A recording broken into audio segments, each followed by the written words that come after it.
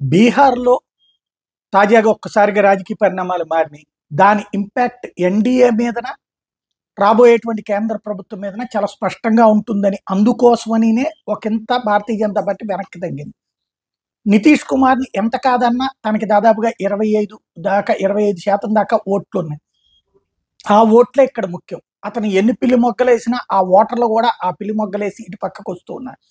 అందుకనినే కావాలనుకుంది. తాజాగా నితీష్ కుమార్ రాకముందు వరకు ఉన్నటువంటి మెజారిటీకి ఇప్పుడు పూర్తి మెజారిటీకే గాదు, మరింత ఎక్కువ అంటే ఇంతకుముందు 303 వస్తే అది గూడా ఎందుకొచ్చినాయి అప్పుడు ఆహ్, ఎన్‌డీఏలో నితీష్ కుమార్ ఉన్నాడు. అప్పుడు బీహార్‌లో ఉన్న 40 సీట్లకు గాను 39 సీట్లు ఇద్దరు కలిసి గెలుచుకున్నారు. అప్పుడు ఆహ్, వీళ్ళకొచ్చేటప్పటికి ఆర్‌జేడీకొచ్చేటప్పటికి ఒక్క సీటు మాత్రమే గెలిచినటువంటి పరిస్థితి. ఈ దఫా దాదాపుగా అదే పరిస్థితి ఉంటుందన్నటువంటిది లేటెస్ట్‌గా ఎన్‌డీటీవీకి సంబంధించినటువంటి సర్వేలో తేలింది. ఎన్‌డీటీవీకి సంబంధించినటువంటి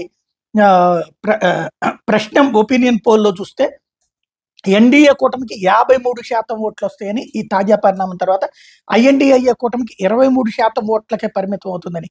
అంటే ఓట్లేస్తామని చెప్పినటువంటి వాళ్ళు. ఏమీ చెప్పలేమంటున్న వాళ్ళు 18% మంది.